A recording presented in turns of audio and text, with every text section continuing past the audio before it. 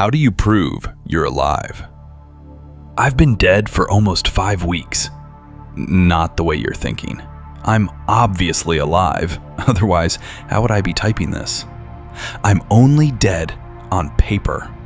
And if you've ever been declared legally deceased, you know that proving otherwise is considerably harder than it sounds. My death happened 3 months ago.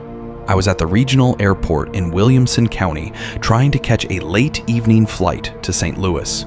I'd spent years working as an insurance investigator. The job took me all over the country, easily 250 flights a year. Small regional airports were practically a second home. Williamson was one of them. I arrived at 6. My flight wasn't until 9:45, so I had time. I bought a sandwich, answered some emails, exchanged messages with a colleague. The terminal was quiet, but not empty. A few scattered groups of people, a couple of families. Given what happened next, that detail still baffles me. The announcement came. My flight was delayed due to a technical issue. Delays were nothing new. I pulled out my e-reader and started reading. At some point, I must have fallen asleep. "Sir, excuse me, sir." I startled awake. A flight attendant stood in front of me. Heavy perfume, professional smile. "Sorry to disturb you. We're beginning boarding for the St. Louis flight." "Right, thank you." I looked around. The terminal had gone almost completely dark. Stores shuttered, food court closed. The clock said 11:53, much later than I'd expected. I boarded the plane. It was empty, completely empty. I'd flown with 1 or 2 other passengers before, but an entire aircraft to myself was new. The attendant directed me to my assigned seat. Pointless, since I could have sat anywhere, and I tossed my jacket and bag in the overhead bin while she ran through the safety demonstration with the mechanical cheerfulness of someone who'd done it 10,000 times. I read until we were airborne. The takeoff was smooth. When we leveled off, the familiar pressure built in my ears and I swallowed. I'd felt it hundreds of times. This time, it felt the same and completely different at once. "Sir, you need to fasten your seatbelt." The voice was clear, but barely above a whisper, close behind me. I turned. No one was there. The flight attendant was at the front of the cabin, 6 rows away. I would have heard her from that distance. The voice had come from behind me. I told myself it was the acoustics. An empty cabin creates odd echoes, and looked down. The seatbelt sign wasn't lit. I shrugged and went back to reading. The rest of the flight was uneventful. The hum of the air system and the dim lighting combined with my exhaustion, and I dozed most of the way. As we began our descent, my ears filled again. "What's happening?" A male voice, low and urgent, from somewhere beside me. My chest tightened. "Nothing to worry about, sir," the attendant's voice answered. "Just some turbulence. Please stay seated and keep your belt fastened." The plane shuddered slightly on approach. The voices multiplied. Invisible passengers, growing agitated. The attendant raised her voice over what was becoming a chorus. "Please remain calm and stay in your seats." The whispers became shouting, sobbing, praying. Directly behind me, someone was speaking fast and desperate, bargaining with God, asking not to die this young, not like this. Somewhere to my left, a mother was trying to soothe a crying infant, her own terror leaking through every word of comfort. The lower we dropped, the louder it got, all of it converging into a single roar. The wheels touched down. Silence. I sat in a cold sweat, hands white on the armrests, breathing hard. I walked through a deserted terminal and collapsed on the bed of a nameless hotel. Lying there, I told myself what had happened. A panic attack. Completely understandable after years of constant flying. I believed it enough to fall asleep. In my dreams, the screaming returned. Then, silence. Morning helped. The ordinary routines of a hotel breakfast created an illusion of normalcy. I took the elevator down. "It's so cold in here," a near-invisible whisper said. I spun around.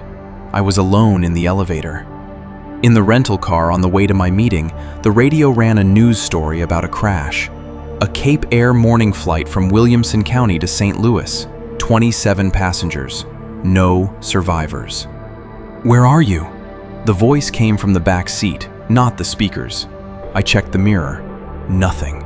I nearly ran off the road. That evening at Lambert Airport, I realized I'd lost my passport. I could use my driver's license for domestic travel, but I'd have to replace it. The last time I'd had it out was at the check-in counter in Williamson. I called the airport. "Hi, I think I may have left my passport on a flight a couple days ago." "You should be here, with us. It's so cold," the voice said from the receiver. "Excuse me?" "One moment, sir. I'll transfer you to Lost and Found." I gave the details. My name, Captain Lionel Sinclair.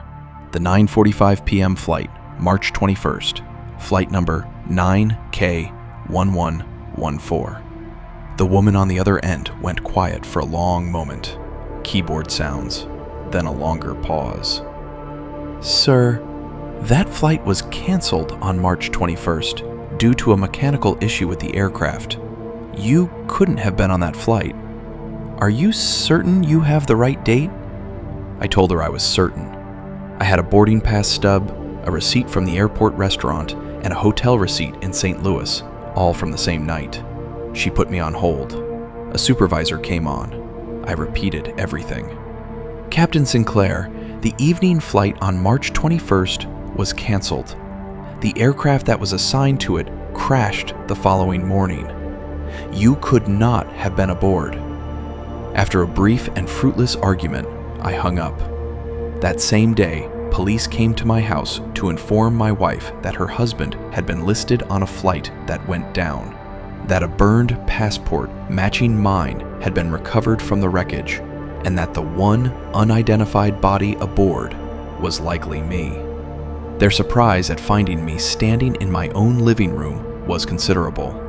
"They know you're supposed to be with us," a voice murmured in my ear as I spoke with the officers. So began the question of whether I was alive or not. The dental records from the recovered remains matched mine. My driver's license photo was old enough that the investigators declined to rely on it.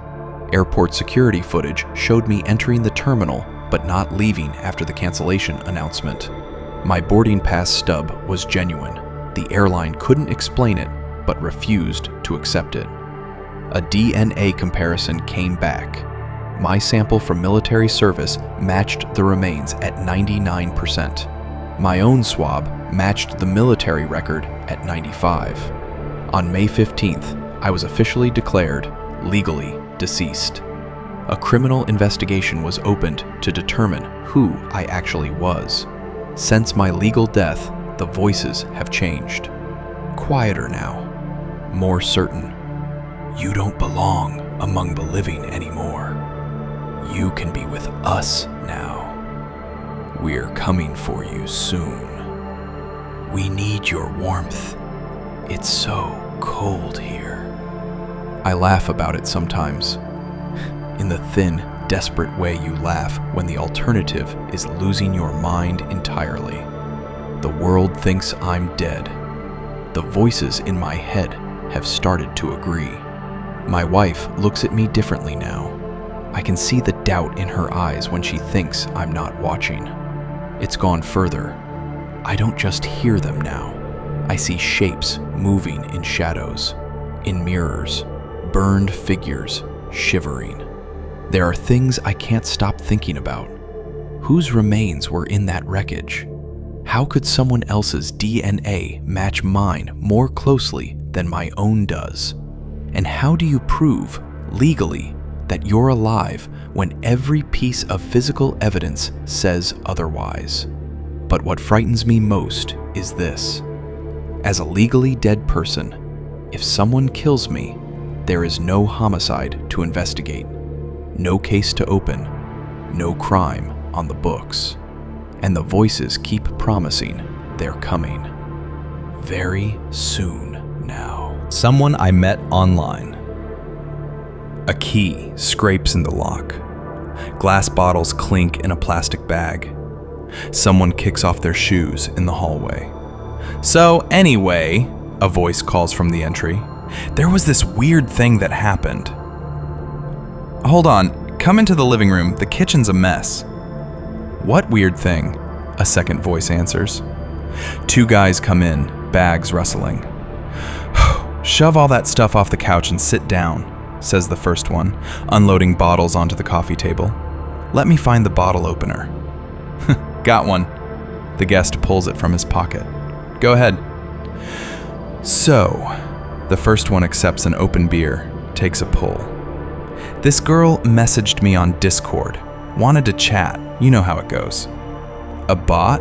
The guest asks, opening his own. I thought so at first, but she wasn't. We ended up talking most evenings for a while, just random stuff, whatever. I told her everything. Even told her about the thing last year when I almost went down on the bike. You remember? I was on the highway and something got under the back wheel. I went sideways, gravel everywhere. I thought that was it. Somehow held it together and just kept riding. I remember, the guest says. So then one night she goes, "You're in Seattle, right?" I said, "Yeah." She goes, "North End off Greenwood?" I said, "What the hell? How do you know that?" She sends a smiley and says she bought a data broker list, which, okay, creepy as hell. People will do anything, the guest says. You can't have a phone anymore. What happened after that? I said, come over. Like, since you've got my address anyway. She goes, "You're inviting me?" I said, "Yeah, why not?" She said, "Okay, I'll come." And did she? Never heard from her again. The host drops onto the couch. Just gone. I checked her status every half hour for like 3 days, like an idiot. She ghosted you, the guest says. The host makes a face. I wish. Later, I put her username into a search and found a Tumblr on the same handle. Last post was from a year ago, posted by her dad. She died. Freak accident.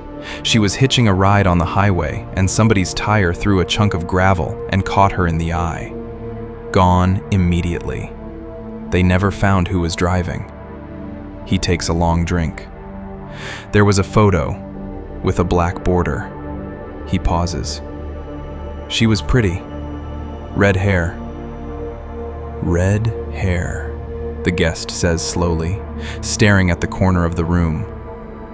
White t-shirt, denim skirt over it. What? How would you? The host looks up at his friend.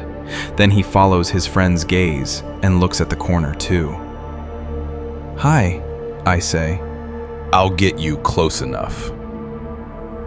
What happened to me last fall won't sit still in my head. I keep dreaming about it and waking up in a cold sweat. Writing it down might help. It was a Friday. I'd stayed late at work, and by the time I finished, it was well into the evening. My wife and kids were at the cabin for the weekend. I caught the commuter train out to my suburb, but from the station, I still needed a bus, and when I checked the schedule, there was 40 minutes until the next one. Cold night, bad wind. I walked to the curb and stuck out my thumb. I stood there a while, not many cars out, and no one was stopping. One guy pulled over, heard where I was going, and named a price that wasn't happening. I waved him off and kept waiting. Then an old Buick pulled up. Dark maroon, the kind of color that looks dirty even when clean. I opened the passenger door and looked in. It was like leaning into a walk-in freezer. I actually pulled back for a second. The guy behind the wheel just patted the seat and smiled. Didn't say anything. I need to get to Millhaven, I said. He said, I won't make it all the way there. About a mile out is as far as I go. You can walk the rest, if you can manage it. And he smiled again. This wide, stretched smile, like the muscles pulling his mouth weren't quite attached right. The rest of his face didn't move at all, and his eyes, flat and slightly bulging, filmed over with something pale. I remember thinking, drunk or high, that's all this is. I started backing away to close the door. He leaned toward me and wouldn't let the door shut. Get in. No charge. What are you afraid of? I looked at his hand on the door frame. The fingers weren't moving. Not a twitch, not a shift of grip. They were fixed in place like they'd been set in plaster. Then the overhead light caught his face fully, and something in the combination, those eyes, that waxy skin, the hair matted against his skull, hit me like a fist. Pure animal fear, the kind that doesn't ask permission. I let go of the door and ran. Straight to the bus stop, pushed into the middle of a small group waiting there, and stood there catching my breath. I looked back. The car was gone. Standing there, I started to feel a little foolish. I ran through it again. Guys had a few drinks, running hot from it. Blasts the AC on a cold night. Want some company on a long drive. And I sprinted away like he was chasing me. He probably laughed the whole way home. I stayed with the group and waited for the bus, which was another 30 minutes late on top of the 40. Coming into Millhaven, I saw the accident. Something cold moved in my chest. I got off one stop early and walked to it. Sheriff's cruisers already there, an ambulance. When I got close enough, I recognized it, or what was left of it. That dark maroon color, now folded around a concrete utility pole like wet paper. I asked one of the paramedics about the driver. He just shook his head, then asked if I knew the man. I said no, I didn't, and walked the rest of the way home. The whole walk, I was running it back through my head. I passed a road sign, Millhaven, 1 mile, and I heard it again, clear as the first time. About a mile out is as far as I go. You can walk the rest if you can manage it. Yeah, I thought.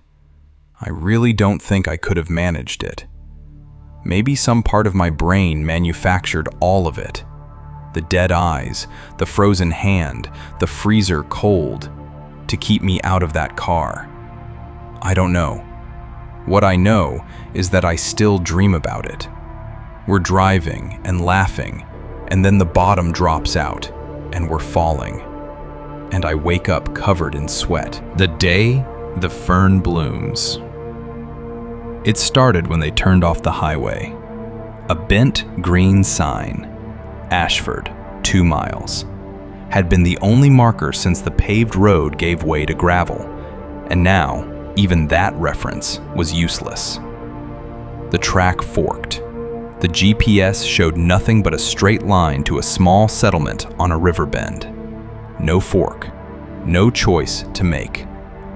Brilliant, said Maya, arms crossed. We're lost. Great start.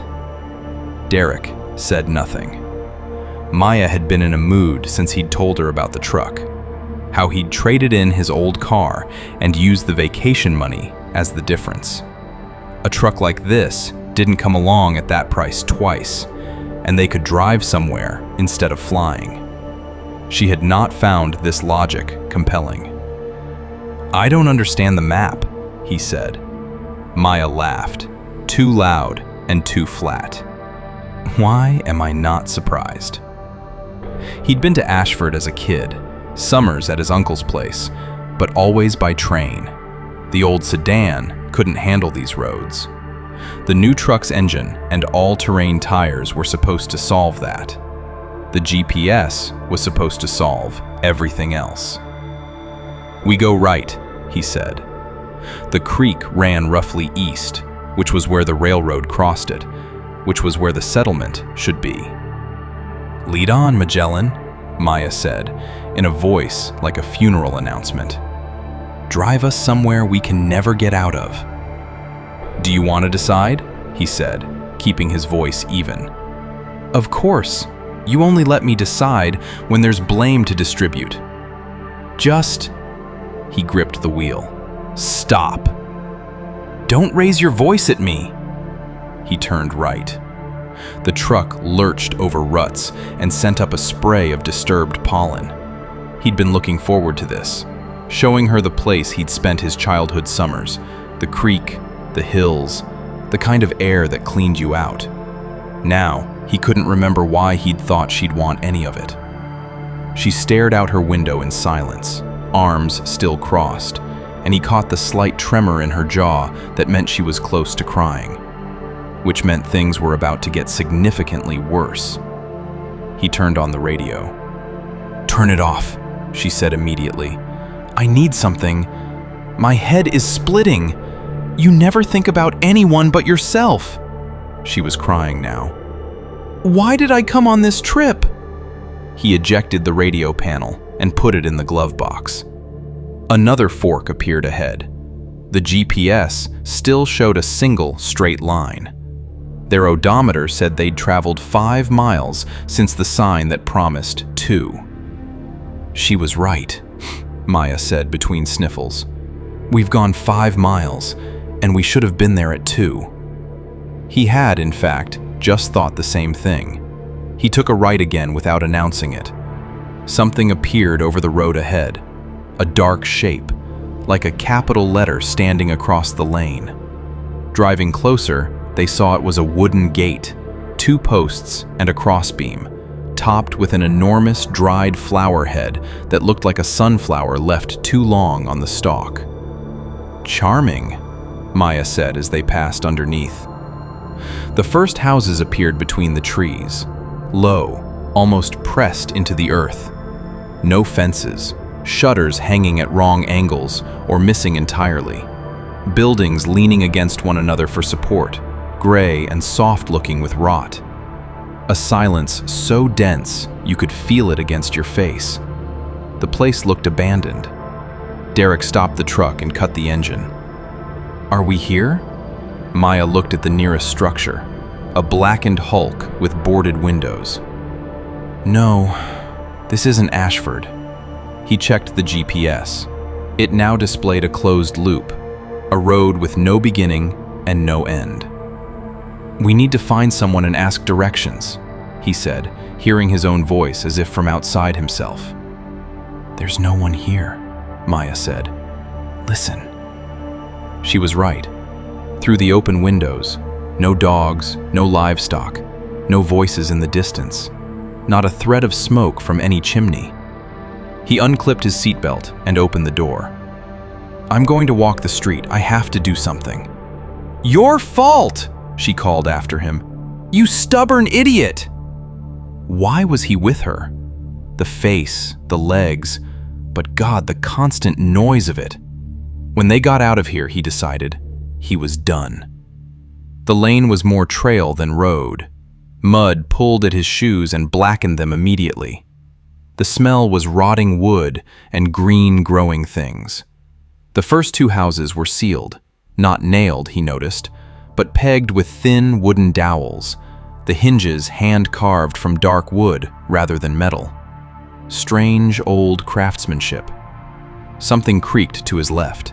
He froze without deciding to. An old man was sitting on the porch of the next house, watching Derek with small, deep-set dark eyes. In his gray clothing, he'd been almost invisible against the wall. "Afternoon," Derek called, stepping around a patch of nettles. "Can you tell me how to get to Ashford?" The old man studied him for a long moment. When Derek had nearly given up on a response, the man slowly shook his head.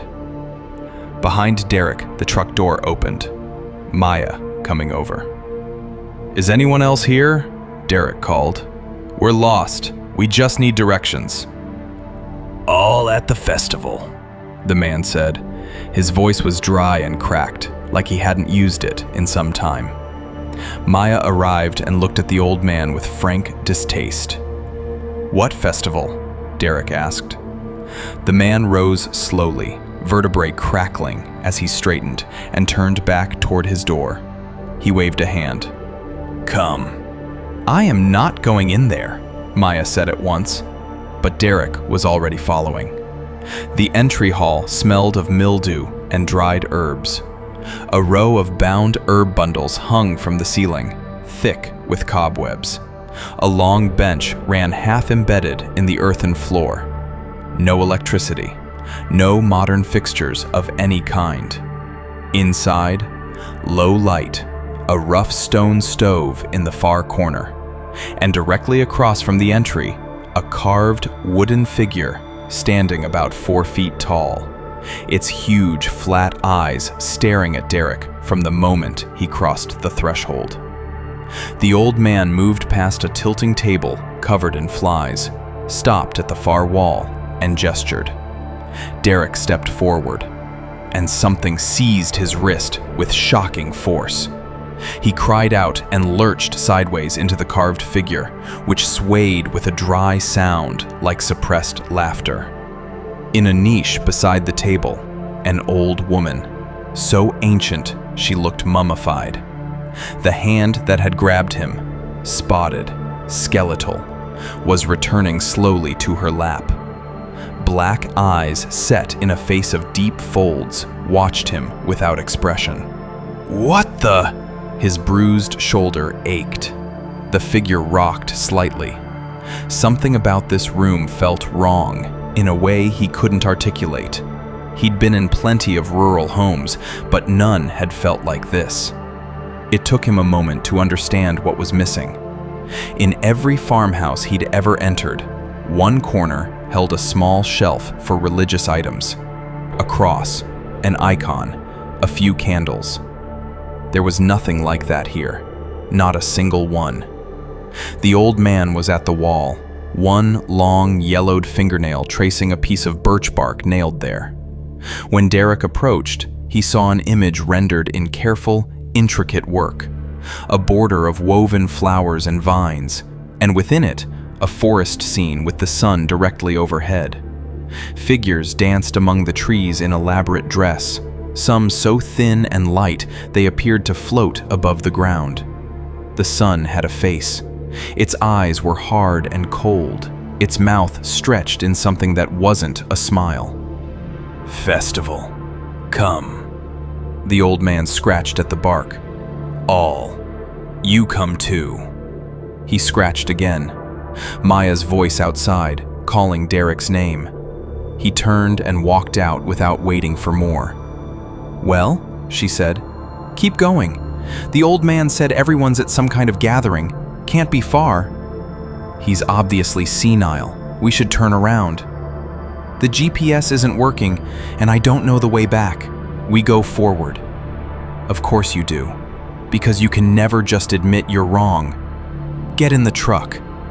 He got in himself.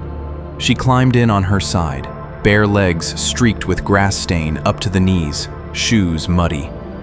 He pulled forward slowly, tires pressing thin weeds flat. The houses became more numerous and then sturdier as the lane climbed a gradual hill. The engine labored. "You haven't seen enough?" Maya said quietly. "We've passed all of this.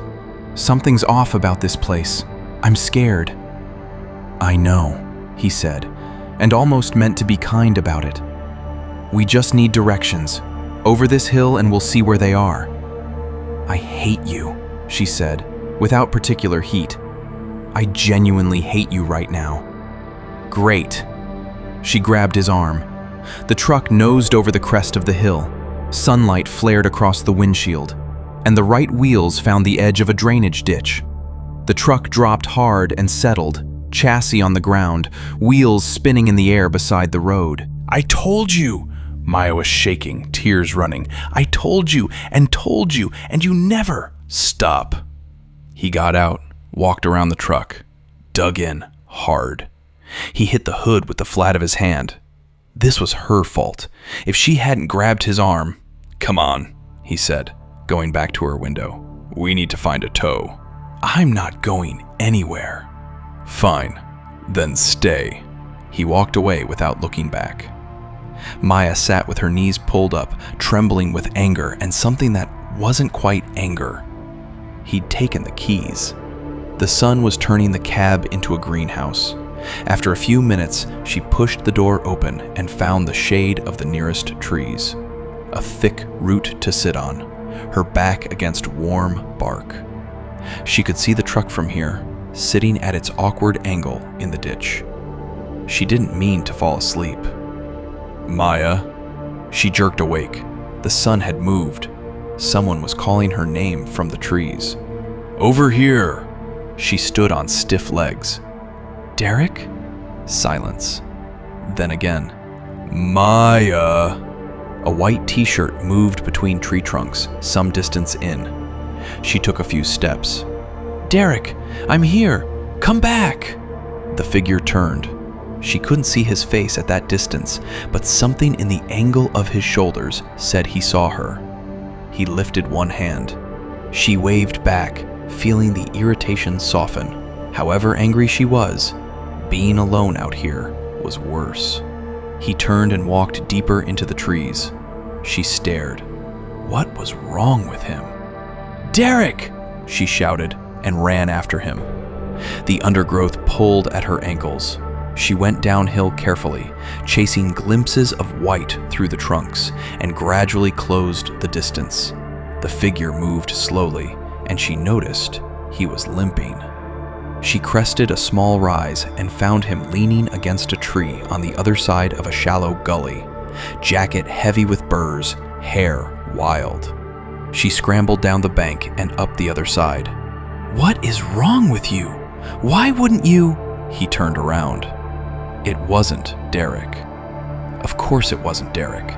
She understood that instantly, could not understand how she'd ever thought it was. The young man looking at her had pale, close-set eyes and a slight frown. He looked at her for a moment, then walked away without a word. Wait! She caught his sleeve. Are you from around here? I need help. He glanced at her hand on his arm, then away again. She was losing patience fast. Can you understand me? Hello? Then she heard the music. Low, guttural voices winding through a rapid wooden percussion. She couldn't make out words, couldn't even place the language. She let go of the stranger's sleeve and pushed through a curtain of willow branches into a clearing, a bonfire in the center. Around it, young men and women in red and white, spinning, leaping, some of them jumping the flames. Older people ringed the clearing near the trees, watching, gray-haired, wearing wreaths of wildflowers.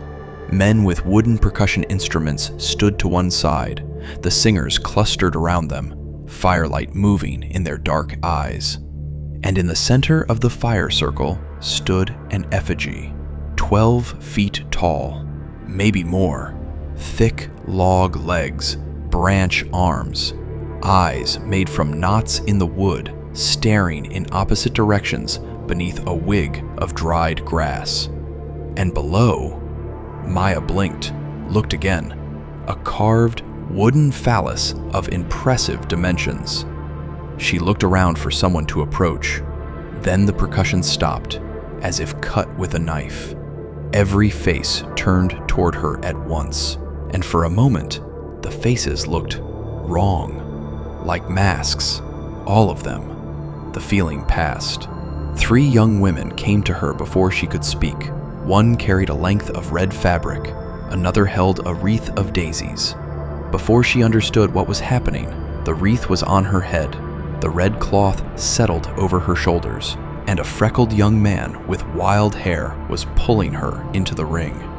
Wait, I need help, my car is stuck. She was saying it to no one in particular as the drums came back, louder than before, and she was swept into the spinning circle, a new partner every few seconds, laughing faces pressing close, the fire a blur of orange. A dark-haired man grabbed her, his hands dropping lower than they should, and before she could object, he was replaced by someone else, and the voices sang their incomprehensible song, and then, without quite knowing how, she was airborne, jumping the fire, landing on the other side. She thought, well, this is actually kind of something. Not the worst development. Let Derek dig himself out alone. She smiled at her current partner, and he grinned back, showing a row of crooked, yellowed teeth. Derek was already regretting the things he'd said. He walked the dead street of the settlement, kicking at weeds, and the silence that had seemed merely empty before now felt like it had texture, like something was present in it. He stopped in an open space where the buildings fell back on both sides. A semicircle of carved posts stood in the clearing, each one bearing a figure. He recognized the types. In the loose way he recognized symbols he'd seen in books. A bearded figure holding a bolt. An archer with a dog's head at his feet. A sun face, angular and severe. A young man wound about with carved branches. A heavy-bodied woman with her arms raised. And one more, stooped, blackened, with what could only be fangs and small, curved horns. He stood among them in the still afternoon heat. All of this time, 5 kilometers from a normal town, a small pagan community had been living in these woods without appearing on any map. The thought wasn't frightening, exactly. Just very strange. The summer solstice. Of course. That's what the old man had been showing him. Festival. All come. He needed to get back to Maya, get the truck pulled out, apologize, probably. Whatever the old man's community was, standing alone in their sacred clearing wasn't where he wanted to be. He went back to the truck first, faster than expected, uphill both ways, trying to remember which turns he'd taken. He came over the top of the hill ready to say something reasonable. The truck was gone. He stood on the crest of the hill with his heart hammering, turning in circles. The tread marks were still in the soft earth, the flattened impression where the chassis had sat. But no truck, and no Maya. He called her name. His voice came back off nothing. He found her footprints in the mud near the tree line, the patterned sole of her sneakers, and followed them into the forest. The trail held on soft ground and then disappeared where pine needles took over. He pushed through undergrowth, calling. Then he saw his own baseball cap. He'd left it on the dashboard. Now, it was lying in a patch of ferns at the base of a large tree, whose thick lower branch hung downward, snapped nearly through at its base, like a broken arm. Several neighboring trees had similar damage. Branches broken, leaves scattered on the undergrowth below. He thought about what it would take to break branches that size. He tried not to complete the thought. He climbed over a young tree that had been pulled root first from the ground and stopped. The hillside simply ended, as if the earth had been sheared away, leaving a raw, vertical drop. At the bottom, his truck, crushed like a tin can, roof folded inward, nose tilted up with the radiator grill showing its teeth. Oil spread in a dark pool through the pressed grass around it. The truck was not alone. Other vehicles lay around it, some almost consumed by rust and vegetation, as if they'd been there for years. Others looked nearly new. It was the newer ones that made his throat close. This happens here. It happens over and over. Wrong turn, failed GPS, a road that loops back on itself, an abandoned-looking village. And whatever takes the cars. What had happened to the people who'd been in them? He was already backing away when a scream reached him from somewhere deeper in the trees, and he recognized the voice, and he ran. Branches caught at his face, roots grabbed his feet. The sound came in waves, fading, and the light under the canopy thickened with every step as if the shadows were adhesive. The ground was carpeted entirely with ferns, their fronds parting as he passed and closing behind him. The screaming had stopped by the time something caught his ankle, and he fell hard among the fern soldiers. Ugh! His head rang. He pushed himself up, blinking. A human skull lay half sunk in the earth a foot from his face. He scrambled back and saw them. Gray shapes formed a ring around the clearing. Shrunken, ancient faces, mouths set in expressions of patient waiting. Dark mist pooled at their feet. From behind him came the sound of heavy footsteps and the crack of breaking wood. A pine tree leaned aside, and something stepped into the fern clearing. It was the effigy from the fire circle, 12 feet tall in the real world. Knot eyes blank and massive, a carved mouth twisted in its wooden face. The grass beard was wet with something dark. In one gnarled branch hand, it carried a woman's body, white hair turned red, limbs at wrong angles. The thing threw her down beside him. He looked at her face, and the world went away. Above him, somewhere, a tree bent slowly with a long creak, and the ground rose up to meet him. The people in their festival clothes gathered again on the sacred ground. The celebration was complete. The old ones had returned to their quiet kingdom, satisfied for another year. The ferns that had been pressed flat by the summer gods dancing had begun to rise again, young stalks trembling with something like excitement. 2 new mounds had formed on the offering hill. The fern shoots above them moved steadily, in no wind. Even as the community watched, a new stalk pushed through the soil, rose, reached, swelled with a heavy bud. Within minutes, the bud opened into a full, perfect flower. A good sign. The best possible sign. The village returned to its houses, tired and content. The gods had accepted the gifts. The harvest would be full, the hunt would be good, and sickness would pass them by.